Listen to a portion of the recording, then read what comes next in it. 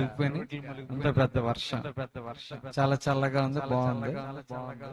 ఈరోజు ఏ వాక్యం చెప్పాలని నేను కూడా ధ్యానం చేస్తా ఉన్నప్పుడు ఒక చక్కని టైటిల్ ఏంటంటే జవాబు దొరకని ప్రశ్న. సాధారణంగా మనందరికీ మన ప్రశ్నలకి జవాబులు దొరుకుతాయి, కానీ జవాబు దొరకని ప్రశ్న, ఊహించని జవాబు, ఇది ఈరోజు మనం తెలుసుకుంటాం. జవాబు దొరకని ప్రశ్న అంటే కొంతమంది అప్పట్లోనేంటి ఎప్పుడు గుడ్డు ముందా పెట్ట ముందా అనేవారు. అంటే ఏంటంటే ఏది ముందొచ్చింది అన్నది ఒక ప్రశ్నగా చాలా మందికి మిగిలిపోయింది. అలాగే మన జీవితాల్లో కొన్ని ప్రశ్నలు అలాగే ఉన్నాయి. దేర్ ఇస్ ఎ నీడ్, అక్కడ ఒక అవసరత ఉంది. 16వ వచనంలో ఒక అవసరత కనబడుతుంది. నేను 15వ వచనం నుంచి చూస్తే, నా కుమారుని కరుణింపుము, వాడు చాంద్ర రోగి, మిక్కిలి బాధపడుచున్నాడు, వాడు తరచుగా అగ్నిలోనూ నీళ్ళలోనూ పడుతూ ఉన్నాడు. ఒక నీడ్ ఉంది. ఆ నీడ్ దానికి జవాబు దొరుకుతలేదు. ఎందుకు ఈ టైప్ ఆఫ్ రోగం వచ్చిందో తెలుస్తలేదు. కొంతమందికి అలాగే అనిపిస్తుంది. నేను ఈ అధ్యాయాన్ని ధ్యానం చేస్తుంటే 17వ అధ్యాయము మొదటి వచనాల్లో యేసుక్రీస్తు యొక్క రూపాంతరం కనిపిస్తా ఉంది. అంటే యేసుక్రీస్తు ప్రభు వారి రూపం మారుతుంది. ఎలా ఉందంట, ఆయన ఎత్తైన కొండ మీదకి వెళ్ళి ఏకాంతంగా పోయి వారి ఎదుట రూపాంతరం పొందాడు. ఆయన ప్రార్థన చేస్తూ ఉంటే ఆయన రూపం మారిపోయింది. ఆయన రూపం ప్రకాశవంతంగా తయారైంది. లూకా సువార్తలో అయితే అంటాడు, భూమి మీద ఉన్న ఏ చాకలియు అంత వైట్ గా తెల్లగా చేయలేడట. అలాగా తెల్లగా అయిపోయినాయి ఆయన బట్టలు. ఆయన ముఖం ప్రకాశించడం మొదలుపెట్టింది. బహుశా ఆయన ప్రార్థనా స్థలానికి వెళ్ళి తన తండ్రితో మాట్లాడిన ప్రతిసారి అంత కాంతివంతంగా అయిపోద్దేమో. ఎందుకంటే పరలోక స్వభావం ఆ ప్రార్థనలో కనిపిస్తుందేమో. ఒకసారే చూశారు పేతురు గారు, యోహాను, ఈ టీము. ప్రతిసారి చూడలేదు. అది కూడానే వాళ్ళు ఏం చేస్తున్నారంటే, వాళ్ళు తెల్లని బట్టలు ఇవన్నీ చూస్తూ ఉన్నప్పుడు అక్కడ దూతలు మాట్లాడుతున్నారు. బహుశా వారు ఏలియా లేకపోతే మోషే అనే దృక్పథంలో ఉన్నారు. బహుశా వాళ్ళకి ఊహా చిత్రాలు ఉండి ఉంటాయి. మోషే గారు ఎలాగుండేవారు, లేకపోతే ఏలియా గారు ఎలాగుండేవారు అన్నట్టుగా వాళ్ళకి పిక్చర్స్ కానీ ఉంటాయి. కాబట్టి యేసుక్రీస్తు ప్రభు వారు ఆ రూపాంతర సమయంలో వారితో మాట్లాడుతూ ఉంటే పేతురు గారు, యోహాన్ గారు చూశారు. అది అంత అదృష్టం, వాళ్ళ కళ్ళు నిజంగా అదృష్టం చేసుకున్నాయి. అలాంటివి చూడడానికే నిజంగా ఆ దేవుడు అనుగ్రహించిన భాగ్యం అయి ఉంటది. నేను చాలా ప్రభువా, నేను ఆ సమయంలో అక్కడ ఉంటే ఎంత బాగుండు అని అనిపిస్తూ ఉంటది. కారణం ఏంటంటే యేసుక్రీస్తు ప్రభు వారి యొక్క శక్తి, ఆయన ప్రకాశం అలా చూడడానికి అవకాశం దొరికింది వాళ్ళకి. నేను ధ్యానం చేస్తా ఉన్నప్పుడు మనకి ఎప్పుడైనా అలాగవుతుంది అంటారా? మన శరీరాలు ఎప్పుడైనా అలా మారతాయి అంటారా? మీ జవాబు ఏంటి చెప్పండి. ఎప్పుడైనా అలా మారతాయా ప్రకాశవంతంగానే? మనకు తెలిసి మారలేవు కదా. మారతాయా ఏమో, మరీ మారితే మారొచ్చు, కానీ మరీ అంతలా కాదు కదా, అవునా? కానీ బైబిల్లో పౌలు గారు ఏం చెప్తున్నాడంటే, మన శరీరాలు కూడా అలా మారవచ్చట. యేసుక్రీస్తు ప్రభు యొక్క మహిమంతా ఆయన శరీరంలో కప్పబడిపోయింది. ఎప్పుడైతే తండ్రి సన్నిధానానికి వెళ్ళారో ఈ లోకపు శరీరం అలా మారిపోయి మహిమ శరీరంగా మారిపోవడం మనం చూస్తూ ఉంటాం. ఫిలిప్పీలకు రాసిన పత్రిక 3వ అధ్యాయము 21వ వచనంలో పౌలు గారు తెలియచేస్తా ఉన్నారు, సమస్తమును తనకు లోబరుచుకొనజాలిన శక్తిని బట్టి ఆయన మన దీన శరీరమును తన మహిమ గల శరీరమునకు సమరూపము గలదానిగా మార్చును. దేవునికి స్తోత్రం, హల్లెలూయా. ఎంత అదృష్టం అండి. ఆ రోజు మనం యేసుక్రీస్తు ప్రభు వారి యొక్క రూపాన్ని చూడలేకపోయాం. ఆయన ముఖంలో ప్రకాశాన్ని చూడలేకపోయాం. ఆయన వస్త్రాలు తెల్లగా అవడం చూడలేకపోయాం. కానీ ఒకానొక దినం ఉన్నదట, అప్పుడు మన ఈ దీన శరీరము మహిమ శరీరంగా ఆయన చేస్తాడట. ఒకసారి దేవునికి స్తోత్రం చెప్దాము. దేవునికి స్తోత్రం, హల్లెలూయా. ఇవి నా మాటలు కాదు, బైబిల్ మాటలు, దేవుని మాటలు. ఏం చెప్తున్నాడు? మన దీన శరీరము. చాలా మంది ఏమనుకుంటారంటే ఇది పాపపు శరీరము. ఈ పాపపు శరీరంలో మనం నివసిస్తున్నంత కాలము మనకి కష్టాలు. ఈ పాపపు శరీరంలో నివసిస్తున్నంత కాలము మన పాప తలంపులు వస్తాయి.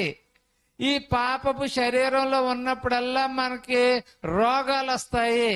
ఈ పాపపు శరీరంలో ఉన్నప్పుడు గొడవలు వస్తాయి, సెన్షువల్ ఫీలింగ్స్ వస్తాయి. ఇలాగా చాలా మంది ఈ శరీరాన్ని మట్టి శరీరం అంటారు, ఈ మట్టిలో కలిసిపోద్ది అంటారు. ఇలాగ ఎన్నో చెప్తూ ఉంటారు.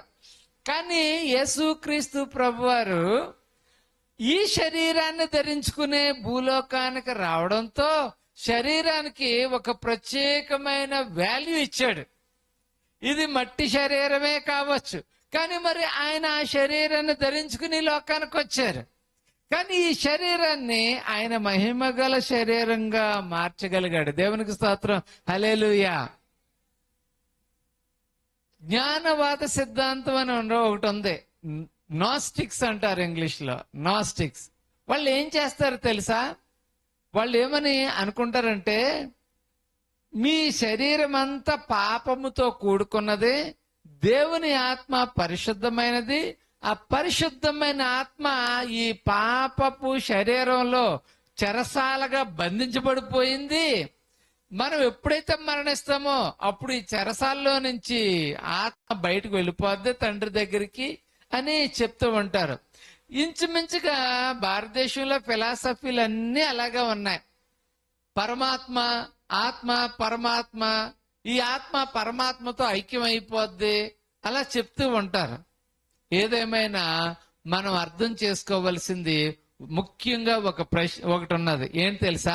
ఈ శరీరము విలువలేని శరీరం కాదు, ఇది విలువైనది.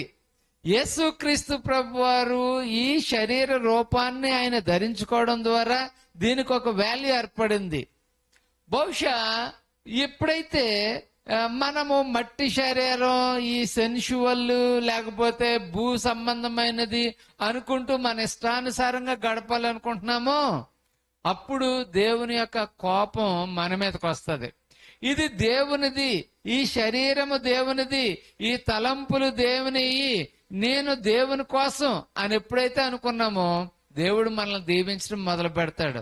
రోమీయులకు రాసిన పత్రిక 6వ అధ్యాయము మనం చదివితే అక్కడ ఎంత చక్కగా ప్రతి అవయవము గురించి పౌలు గారు చక్కగా రాస్తూ ఉన్నాడు. ఇక్కడ ఏమంటున్నాడంటే, కొన్ని చోట్ల ఏమంటారంటే పౌలు గారు, మీ దేహము దేవునికి ఆలయములై ఉన్నాయని మీరు ఎరుగరా అని అంటూ ఉన్నాడు. అంతేకాదు ఇక్కడ ఏమంటున్నాడు తెలుసా? 12వ వచనం, రోమీయులకు రాసిన పత్రిక 6వ అధ్యాయము 12వ వచనం. కాబట్టి శరీర దురాశలకు లోబడినట్లుగా చావునకు లోనైనా మీ శరీరమందు పాపమును ఏలనీయకుడి. ఇలా చదువుకుంటూ వస్తూ మనం చెప్తూ ఉంటే ఏమంటున్నాడు తెలుసా? మన శరీరంలో ఉన్న ప్రతిదానికి కూడా నీతికి సాధనములుగా చేయుడి. మీ అవయవములను నీతి సాధనములుగా దేవునికి అప్పగించుడి. దేవునికి స్తోత్రం, హల్లెలూయా. యేసుక్రీస్తు ప్రభువారి శరీరం ప్రకాశించింది అంటే దేవుడు, యేసుక్రీస్తు ప్రభువారు దేవుని సన్నిధిలో కూర్చుని ప్రార్థన చేస్తూ ఉన్నాడు. ఆయన నీతికి సాధనాలుగా ఆయన శరీరాన్ని అప్పగించేశాడు. అది మహిమతో నిండుకున్నది. ఒక ఆయన బోధిస్తూ అంటాడు, ఈ బల్బ్ ఉంది కదా, ఆపేస్తే లోపల ఫిల్మెంట్ క్లియర్ గా కనిపిస్తుంది. అది ఒక గ్లోరీ, మహిమ. అది ఉన్నంతకాలం చాలా చక్కగా ఉంటది. అది లేదనుకోండి, అది నేకెడ్ గా ఉంటది. మనము కూడా దేవుని మహిమ మన మీద ఉన్నదనుకోండి, మనం అలా ప్రకాశిస్తాం. మన ముఖం ప్రకాశిస్తుంది, మన జీవితము ప్రకాశిస్తుంది, మన యొక్క ప్రతి నడవడిక ప్రకాశిస్తుంది. అందుకని యేసుక్రీస్తు ప్రభు వారు ఏమంటారంటే, మీరు కొండ మీద కట్టబడిన పట్టణం లాంటి వాళ్ళు, మీరు దీపస్తంభం మీద పెట్టబడిన దీపం లాంటి వాళ్ళు అంటూ ఉంటారు. కాబట్టి యేసుక్రీస్తు ప్రభు వారు తన యొక్క శరీరం ద్వారా దేవుడు ఆయనలో నుండి పని చేస్తున్నాడని మరొకసారి రుజువు చేసుకుంటూ ఉన్నారు. అంత మహిమ కలిగిన క్రీస్తు ప్రభు వారు కొండ మీద నివసించకుండా ఆయన భూమి మీదకి వస్తూ ఉన్నారు, కింద లోయలోనికి వస్తూ ఉన్నారు. అక్కడ పేతురు గారు, యాకోబు గారు వీళ్ళందరూ ఏమంటున్నారంటే, యోహాను ఏమంటున్నారంటే, ప్రభువా మరి మనం కిందకి వెళ్ళొద్దు, కారణం ఏంటంటే అక్కడ సమస్యలు ఉన్నాయి. ప్రభువా మనం కిందకి వెళ్ళొద్దు, అక్కడ రోగాలు ఉన్నాయి. ప్రభువా మనం కిందకి వెళ్ళొద్దు, ఇక్కడే పర్ణశాల కట్టేస్తాము, హ్యాపీగా దేవునితో మాట్లాడుకుందాము, దేవునితో ఉన్నప్పుడు ఎంతో ఆనందంగా ఉంటున్నది, కాబట్టి ఇక్కడ 3 పర్ణశాలలు కట్టేస్తాము, ఇక్కడే ఉండిపోదాము అంటూ ఉన్నాడు. చాలా మందికి అలాగే ఉంటది. చాలా మంది ఆశ్రమాల్లో జాయిన్ అయిపోవడానికే, అంటే క్రైస్తవ ఆశ్రమాలు కూడా ఉన్నాయి. నేను ఒకసారి నార్త్ ఇండియాలో ఒక ఆశ్రమానికి వెళదారు అనుకున్నాను. అంటే ఆశ్రమాల్లో ఎలాగుంటదంటే, బైబిల్ స్కూల్లోని రోజు 3 పూటలు ఉదయం ప్రార్థన, మధ్యాహ్నం ప్రార్థన, సాయంకాలం ప్రార్థన, బైబిల్ చదవడం. వీళ్ళకి ఇంకా భార్యతో సమస్య ఉండదు, పిల్లలతో సమస్యలు ఉండదు, ట్యాక్సులు కట్టాల్సిన పని లేదు, లేకపోతే మార్కెట్కి వెళ్ళి కూరగాయలు తెచ్చుకోవాల్సిన పని లేదు, ఇంట్లో ఉప్పు అయిపోయింది, కారం అయిపోయిందని భార్యతో పోరు లేదు, హ్యాపీగా ఒంటరిగా ఉండిపోతాము అనుకుంటా ఉంటారా? కానీ దేవుడు ఫ్యామిలీ లైఫ్ అనేది ఒకటి ఇచ్చాడు. భార్యతో తిని తృప్తి పొంది సుఖించాలి, పిల్లలతో సంతోషించాలి, వాళ్ళని దేవుని కోసం పెంచాలి. అది దేవుడు పెట్టిన నియమం, సాటి అయిన సహాయం అన్నాడు. చాలా మంది ఒంటరిగా బ్రతికేస్తారు అనుకుంటా ఉంటారు. చాలా మంది ఈ పిల్లల జంజాటం మాకొద్దు, వాళ్ళు ఎలాగోలాగ బతుకుతారులే అనుకుంటారు, కనేస్తారు, భార్యకు అప్పగించేసి వెళ్ళిపోతా ఉంటారు. అది కొంతమంది ఈ రోజుల్లో కొంచెం తగ్గారు, కానీ ఒకప్పుడు ఈ భార్య గొడవ లేకపోతే పిల్లలు అని చెప్పేసి వాళ్ళతో ఉండి వాళ్ళని విడిచిపెట్టేసి ఏదో ఒక ఊరు వెళ్ళిపోయేవారు. అందరూ అనేవారు కాశీకి పోయాడు అనేవారు. అంటే అప్పట్లో ఏముండి కాదు కదా, నడుచుకుంటే వెళ్ళిపోతా ఉండేవారు. ఎప్పుడో తిరిగి వచ్చేవారు. తిరిగి వచ్చి నేను చాలా తప్పు చేశానని పశ్చాత్తాపడిపోయేవారు. అంటే సినిమాల్లో శుభం కార్డు వేసినట్టుగానమాట. ఈ లోపలనే జరగరాని అన్ని జరిగిపోతా ఉంటాయి, నష్టాలు జరిగిపోతా ఉంటాయి. మనము ఒంటరిగా ఉండిపోదాము, దేవుని సన్నిధిలో గడిపేద్దాము, ఇలాంటి తలంపులొద్దు. యేసుక్రీస్తు ప్రభు వారు దానికి ప్రిఫరెన్స్ ఇవ్వలేదు. నడవండి, మనం చేయాల్సిన పనులు చాలా ఉన్నాయి. మనము కూడా ఇలాంటి తలంపులతోనే ఉంటాం. మనము పైన కూర్చుందాము, కింద ఏం జరుగుతుందో చూద్దాము అనుకునేలా ఉండకూడదు. మనము ప్రజలకు దూరంగా ఉందాము అనుకోకూడదు. ప్రజల లోనికి వెళదాము, ప్రజల సమస్యలను చూద్దాము, ప్రజలు ఏ ఉద్దేశాలతో ఉన్నారో మనం చూద్దాము, వారికి సరైన జవాబులు మనం ఇవ్వగలుగుతామేమో ట్రై చేద్దాము, దేవుని శక్తిని అక్కడ కనుపరుద్దాము అని అనుకోవాలి. ఇక్కడ పేతురు గారు లేకపోతే ఏలియా, పేతురు గారు, యోహాను, యాకోబు వీళ్ళందరూని ఇక్కడే ఉండిపోదామంటే ఆయన ఏమన్నాడంటే, ఈ దర్శనాలు మీరు ఎవరికి చెప్పకూడదు. ఎందుకంటే ఆ రోజుల్లో రోమా ప్రభుత్వం నుంచి రక్షించడానికి ఒక వ్యక్తి కోసం ఎదురు చూస్తా ఉన్నారు, విడుదలకారుడు కోసం చూస్తా ఉన్నారు. వారు ఫిజికల్ గా ఒక విడుదలకారుడు కావాలి, మాకు ఈ బానిసత్వం నుంచి మేము విడుదల పొందాలి అనుకుంటే యేసుక్రీస్తు ప్రభు వారు ఆత్మీయ విడుదల ఇవ్వడానికి వచ్చాడు. ఆ సంగతి ఆ ప్రజలు గుర్తించలేకపోతా ఉన్నారు. ఆయన ఆత్మీయ విడుదల మాత్రమే కాదు, శారీరక విడుదల, బంధకాల నుంచి విడుదల, సమస్తమేమగలిగిన సమర్థుడు. అయితే వీళ్ళు ఒకే యాంగిల్లో చూస్తూ ఉంటారు. ఈనాడు యేసుక్రీస్తు ప్రభువుని లేకపోతే క్రైస్తవ్యాన్ని కొంతమంది ఒక దృక్పథంతోనే చూస్తున్నారు, రెండవ వైపు చూడడం లేదు. ఏ దృక్పథంలో చూస్తున్నాడంటే, ఆయన రోగములు స్వస్థపరచు దేవుడు, ఆయన ఏంటంటే ప్రెగ్నెన్సీ ఎవరికైనా రాకపోతే ఆయన గర్భాలు ఇచ్చే దేవుడు, ఎవరికైనా ఉద్యోగాలు రాకపోతే ప్రార్థన చేసుకుంటే ఉద్యోగాలు ఇచ్చే దేవుడు. ఇలాగా దీని వైపే ఆలోచిస్తా ఉన్నారు. కానీ ఆయన మన ఆత్మకు రక్షణ ఇస్తాడని, ఆయన శాంతి సమాధానాలు ఇస్తాడని, ఈ జీవితం తర్వాత జీవితం మనకి ప్రభువుతో ఉంటామా అన్న సంగతిని చాలా మంది తక్కువగా చెప్తూ ఉన్నారు. అందుకనే ఈ మధ్యకాలంలో అన్ని స్వస్థతల గురించిన ప్రసంగాలు, లేకపోతే ప్రాస్పారిటీ గురించిన ప్రసంగాలు, నువ్వు దీనుడుగా ఉన్నావా, ప్రభువుని నమ్ముకుంటే నీకు ఉద్యోగం వచ్చేస్తుంది, నువ్వు ధనవంతుడు అయిపోతావో, ఇలా చెప్తా ఉంటే ఓ ఆ ధనవంతా ఇతర దేశాల నుంచి వచ్చేస్తుందేమో అనుకుంటూ ఉంటారు. కానీ దేవుని మాట యేసుక్రీస్తు ప్రభు వారి గురించిన రక్షణను గురించిన విషయాన్ని పూర్తిగా రెండో వైపు ఎవరు చెప్పడం లేదు. యోహాను సువార్త 5:5 ఉంటే తెలుసా, నీవు నమ్మినట్లయితే పునరుత్థానము జీవము నేనే, నా యందు విశ్వాసం ఉంచువాడు చనిపోయినను బ్రతుకును, బ్రతికి ఆయన యందు మనం ఉండాలి. చాలా మంది ఏంటంటే యేసు ప్రభుతో ఉందాము, దేవుడితో ఉందాము, ఈ లోక సంబంధమైన జంజాటాలన్నీ విడిచిపెట్టేద్దాము అనుకుంటూ ఉన్నారు. అప్పుడు కొండ దిగి వస్తూ ఉంటుండగా ఫస్టే ఒక ఇష్యూ వచ్చింది. ఆ ఇష్యూ ఏంటంటే జవాబు దొరకని ప్రశ్న. 19వ వచనం ఏంటంటే, ఏంటి ఆ ప్రశ్న అంటే, ఏకాంతముగా వచ్చి మేమెందు చేత దానిని వెళ్ళగొట్టలేకపోతుమే. దానికి జవాబు లేదు. అది చేయడానికి ఒక్క యేసు ప్రభువుకే సాధ్యమైంది. అది చేయగలిగిన శక్తి, ఆ టెక్నిక్ యేసు ప్రభు దగ్గర ఉంది. శిష్యులకి ఎందుకు రాలేదు? అప్పుడు యేసు ప్రభు వారు ఊహించని ఒక జవాబు చెప్తూ ఉన్నారు. ఏంటంటే, అల్ప విశ్వాసం చేతనే మీరు వెళ్ళగొట్టలేకపోయారు. దేవునికి స్తోత్రం, హల్లెలూయా. ఏ విశ్వాసం? అల్ప విశ్వాసం. అల్ప విశ్వాసం చేతనే మనము 10th క్లాస్ పాస్ అవలేకపోతా ఉన్నాం. అల్ప విశ్వాసం చేతనే ఒక ఈదలేకపోతా ఉన్నాం. అల్ప విశ్వాసం చేతనే మనం ప్రారంభించింది ముగించలేకపోతా ఉన్నాం. అల్ప విశ్వాసం చేతనే జీవితంలో ఎదుగుదల ఉండడం లేదు. అల్ప విశ్వాసం, నా దేవుడు సమర్థుడు, ఆయన నన్ను పైకి తీసుకొస్తాడు అన్న సమర్థత విశ్వాసం కనబడటం లేదు. పిల్లల్ని ఎలా పెంచాలి? కొంతమంది అమ్మేస్తున్నారంట. ఎప్పటికీ కూడా కొంతమంది పిల్లల్ని అమ్మేసుకుంటూ ఉన్నారు, ఏదోలాగా ఇచ్చేసుకుంటూ ఉన్నారు. ఒక ఆయన అప్పులు తీరతా లేదని కిడ్నీలు అమ్మేసుకుంటాను అంటున్నాడు. అంత కష్టమేమొచ్చింది?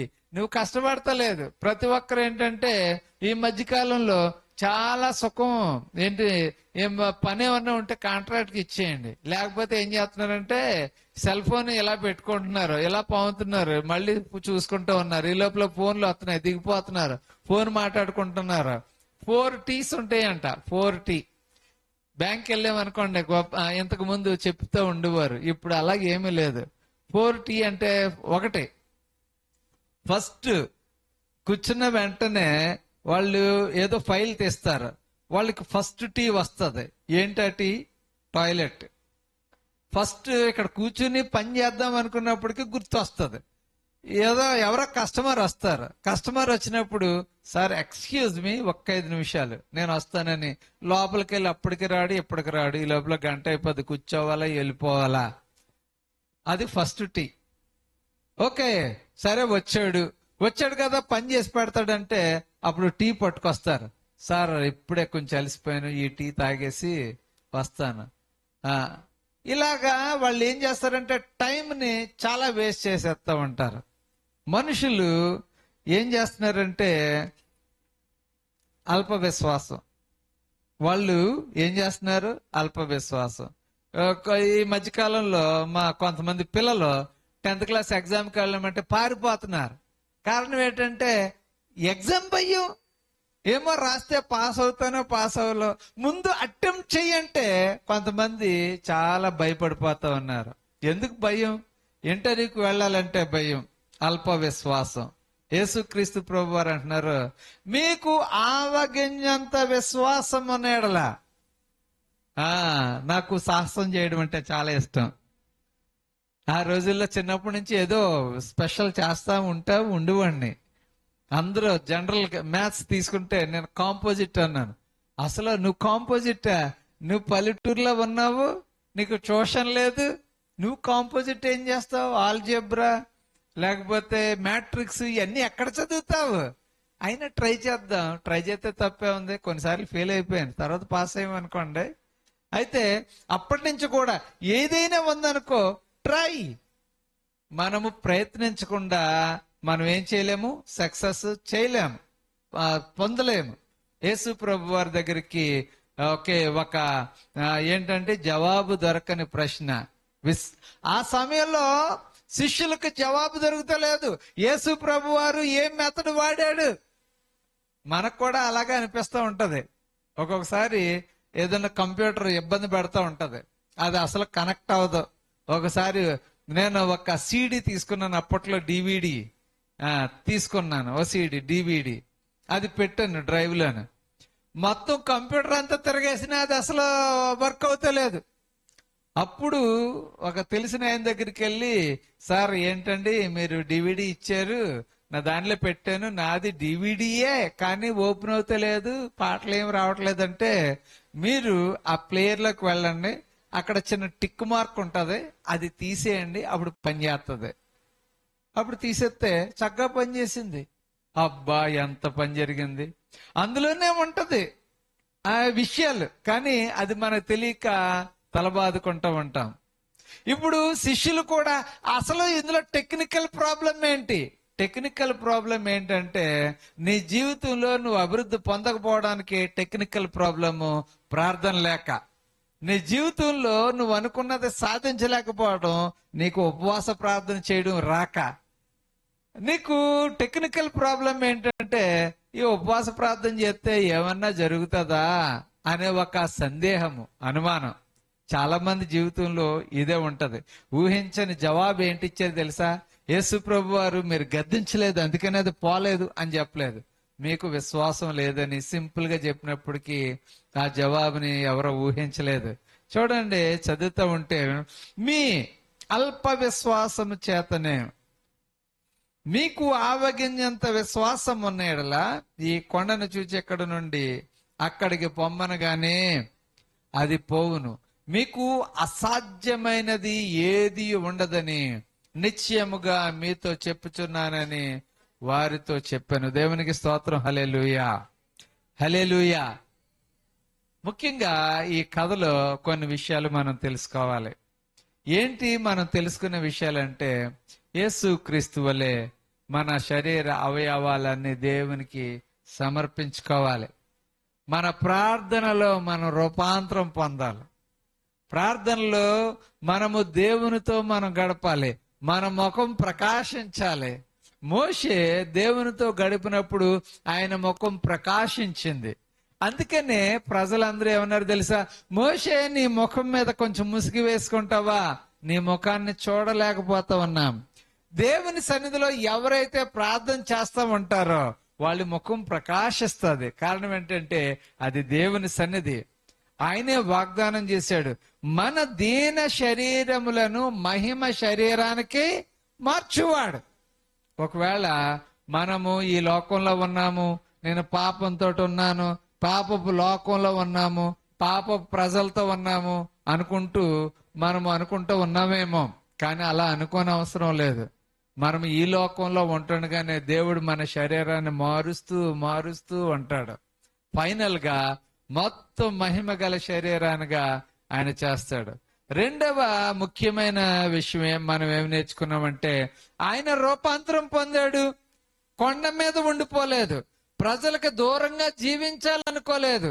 ఏలియాతోనూ మోషేతోనూ పర్ణశాలలో వీళ్ళతో పర్ణశాలలు కట్టించుకుని వాళ్ళతో కబుర్లు చెప్పుకుంటూ కాలక్షేపం చేద్దారనుకోలేదు. ఆయన తిరిగి ఆ కొండ దిగి ప్రజల మధ్యకు వస్తామన్నాడు సమస్యలను పరిష్కరించడానికి.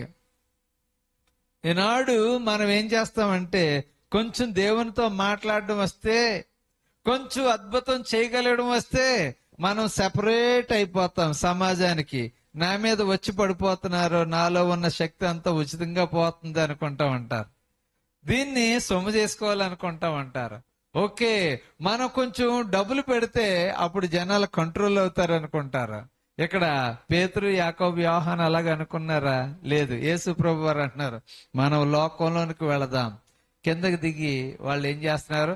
సమస్యను చూడడానికి వస్తామన్నారు. ప్రియమైన స్నేహితులారా, ఎంతమంది మనం లోకంలోనికి వెళ్తా ఉన్నాం? ఈ మధ్యకాలంలో మనము ఏజెన్సీ వెళదారనుకున్నాం. ఏజెన్సీ వెళదారనుకుంటే ఒకటి వర్షం వచ్చింది. వర్షం వచ్చిన తర్వాత ఓకే, వర్షాలు తగ్గిన తర్వాత వెళ్దారనుకున్నాం. కానీ ఆమె పెట్టే ఈ మెసేజ్లు చూస్తూ ఉంటే అయ్య బాబు అక్కడికి మనం వెళ్ళగలమా అనేలాగుంది.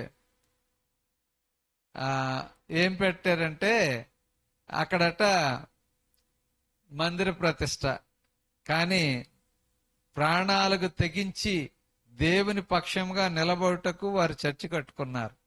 ప్రాణాలకు తెగించి. అక్కడ ఉన్న ప్రాబ్లమ్స్ ఏంటో, అక్కడ అక్కడ ఏమి సంభవిస్తుందో నాకు తెలీదు. వాక్యం చెప్పేవారు లేరు, అక్కడ చదువు లేదు. వారి కోసం ప్రార్థించండి. అడవిలో చిక్కుకున్నప్పుడు దేవుడు నాకు సహాయం చేశాడు. ఇవన్నీ చదువుతూ ఉంటే నాకే వెళ్ళడానికి భయం వేస్తుంది. ఇంకా ఎవరు వెళ్తారు, అక్కడికి ఎవరో రావట్లేదని మెసేజ్లు పెడతా ఉన్నారు. కానీ మనం తప్పకుండా వెళ్ళాలి. వెళ్ళి అటువంటి చోట మనము కొంచెం అయినా ఏం చేయాలి? దేవుని వాక్యాన్ని నేర్పించాలి. సరైన చదువు లేదట, కూరగాయలు లేవట, సరే భోజనం లేదట. అసలు క్రైస్తవ మిషనరీలు మన భారతదేశానికి వచ్చినప్పుడు చాలా మంది పై చొక్కాలు లేవు, ఓన్లీ గోచీలు పెట్టుకుని తిరుగుతూ ఉండేవారు. ఈనాడు కల్చర్ వచ్చి ఏంటంటే టై కట్టుకుంటా ఉన్నారు, ఇన్షర్ట్ చేసుకుంటా ఉన్నారు. చాలా సార్లు ఏమవుతుందంటే ఎప్పుడైతే ఈ మిషనరీలు వెళ్ళారో వారికి కల్చర్ నేర్పిస్తా ఉన్నారు. నన్ను అడిగారు ఆమె, వాళ్ళకి చెప్పులు లేవండి అని అన్నారు. అవునా, వాళ్ళకి ఎందుకు చెప్పులు? నేనేమన్నానంటే వాళ్ళకెందుకు చెప్పులు? చెప్పులు వేసుకున్నారనుకోండి తెగిపోతాయి. మళ్ళీ వాళ్ళు ఇంకా అది అలవాటైతే ఆ రోడ్డు మీద వాళ్ళు నడవలేరు. కాబట్టి మీరు చెప్పులు అలవాటు చేయకండి అన్నాను. కల్చర్ నేర్పించొద్దా సార్ అన్నారు. కల్చర్ ఏం చేయాలా? నేర్పించాలి. అంటే ఏంటంటే నువ్వు షూ వేసుకోవాలి, నువ్వు చక్కగా అందంగా తయారవ్వాలి, నీ తల దూకోవాలి, కబ్బు నూనె రాసుకోవాలి, నువ్వేం చేయాలి? చక్కగా స్కూల్కి వెళ్ళాలి, నీ పిల్లల్ని చదివించాలి, నువ్వు అందంగా కనిపించాలి. ఇది క్రీస్తునందు నీకు ఒక మార్పు అని చూపించాలి కదా సార్ అంటే నేను నిజంగా చాలా ఆశ్చర్యపోయాను. కాబట్టి మనం ఏం చేయాలంటే మనము కొండ మీదే ఉండిపోకూడదు. సుఖము ఎక్కడైతే ఉందో లీవ్ యువర్ కంఫర్ట్ జోన్స్, అంటే ఎక్కడైతే ఏసీ రూము సుఖంగా ఉందో అక్కడ ఉండిపోకూడదు. మనము దిగి కష్టాలు ఎక్కడున్నాయో అక్కడికి వెళ్ళాలి. మనకు కొంచెం ఆవగింజంత విశ్వాసం ఉంటే నిజంగా మనం ప్రార్థన చేస్తే అద్భుతాలే జరుగుతాయి. ఒకవేళ అక్కడ గొప్ప కార్యం జరిగేన అవసరం లేదు. ఒక వ్యక్తికి ప్రోత్సాహం ఇస్తే చాలు, ఒక వ్యక్తిని ప్రభు కోసం నిలబెడితే చాలు, ఒక కుటుంబాన్ని మనం కడితే చాలు. ఇక్కడ ఒక వ్యక్తి నీళ్లలో పడతా ఉన్నాడు. అతనికి ఏం పడుతుందండి? చాంద్ర రోగి. కానీ అది ఒక దెయ్యం కింద వర్ణిస్తా ఉన్నారు యేసుక్రీస్తు ప్రభు వారు. ఆ రోజుల్లో రోగాలన్నీ కూడా దెయ్యాల వల్లే వచ్చినాయి అన్నట్టుగా ఉంది. ఒక వ్యక్తికి నడుము వంగిపోయింది, అది ఒక దెయ్యం వల్ల వచ్చింది అంటూ ఉన్నాడు. ఒక వ్యక్తికి చెవుడు వచ్చింది, అది దెయ్యం వల్లే వచ్చింది అంటున్నాడు. ఒక వ్యక్తి మాట్లాడలేకపోతా ఉన్నాడు, అది మోగదెయ్యం అంటున్నాడు యేసుక్రీస్తు ప్రభు వారు. ఒక వ్యక్తి నీటిలో పడిపోతున్నాడు, లేకపోతే అగ్నిలో పడతానంటా ఉన్నాడు, అది దెయ్యం పట్టిందంటా ఉన్నాడు. ఒకవేళ ప్రజలకి ఏం దెయ్యం పట్టిందో, వాళ్ళు ఎందులో పడుతున్నారో మనం ఆలోచించాలి. చాలా మంది ఈ రోజుల్లో చాలా చాలా ఎలా ఉన్నారంటే ఏదో ఒక దాంట్లో పడుతూనే ఉన్నారు. దెయ్యాలు పడతా ఉన్నాయి ఒక్కొక్కరి మీదనే. మనం ప్రార్థన చేయాలి, ప్రభువా సహాయం చేయి. సమాజంలో చాలా మంది ఇలాగున్నారు, దెయ్యాలతో పీడించబడతా ఉన్నారు, చాలా దురదృష్టకరమైన పనులు చేస్తా ఉన్నారు, సమాజానికి వ్యతిరేకమైన పనులు చేస్తున్నారు. ఎందుచేతంటే దెయ్యాలన్నీ అలాంటి పనులే చేయిస్తూ ఉంటాయి. కాబట్టి వారి కోసం మనం ప్రార్థన చేయాలి. జవాబు దొరకని ప్రశ్న ఏంటంటే మనం ఎందుకు చేయలేకపోతున్నాం? ఇప్పటికీ కూడా అదే ప్రశ్న దేవుడు మనకిస్తా ఉన్నాడు. మనం ప్రార్థన చేసినప్పుడు కొన్ని అద్భుతాలు జరుగుతలేదు, కొన్ని స్వస్థతలు జరుగుతలేదు. కొన్ని కార్యాలు జరుగుతలేదు. ఎందుకు జరుగుతలేదు? జవాబు దొరకని ప్రశ్న. మన శరీరాలు మహిమ శరీరంగాలుగా మారడం లేదు. మనకి దేవుని శక్తి రావడం లేదు. మనం దేవుని దర్శించలేకపోతా ఉన్నాం. ఆ కాంతిని, ఆ శాంతిని మనం పొందుకోలేకపోతా ఉన్నాం. ఆ మహిమను మనం పొందుకోలేకపోతా ఉన్నాం. ఊహించని జవాబు ఏంటంటే, మనకి చాలా అల్పమైన విశ్వాసం ఉంది అనుకుంటున్నాం.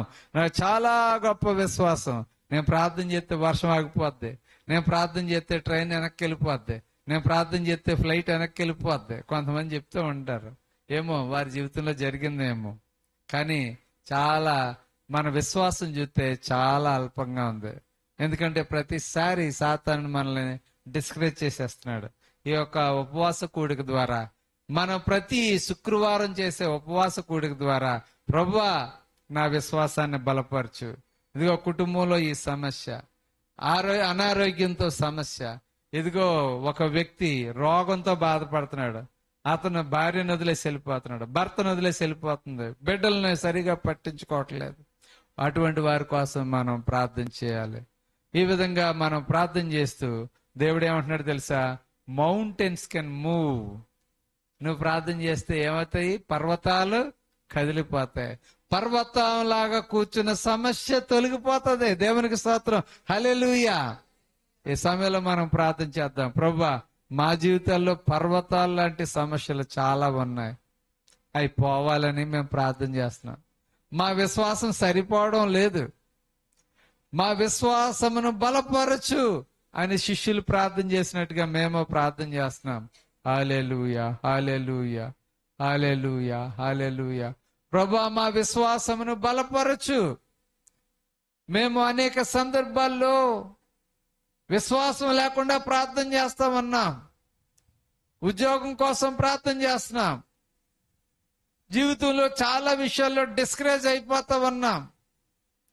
పిల్లల కోసం ప్రార్థన చేస్తున్నాం. వాళ్ళు స్థిరపడడం కోసం ప్రార్థన చేస్తున్నాం. పని జరగలేదని డిస్కరేజ్ అయిపోతా ఉన్నాం. ప్రభువా, ఇవి జీవితంలో కలిగే సమస్యలను మర్చిపోతా ఉన్నాం. మేము ఈ పాపపు శరీరంలో జీవిస్తూ ఉన్నాం. తండ్రి, చాలా మంది మేము అనుకుంటా ఉన్నాం, ఇది పాపపు శరీరము, కష్టాలతో ఉన్నది అనుకుంటాం. కానీ అది నీకు సమర్పిస్తే మహిమ గల శరీరంగా మారుస్తాను అంటూ ఉన్నారు. హల్లెలూయా, హల్లెలూయా, హల్లెలూయా, హల్లెలూయా. ప్రభువా, సహాయం చేయండి. ఇదిగో ఎంతమంది ప్రార్థన అవసరతల కోసం ఎదురు చూస్తూ ఉన్నారో తండ్రి, వారి విశ్వాసమును బలపరచండి. వారి జీవితంలో మీరు మేలు చేయండి.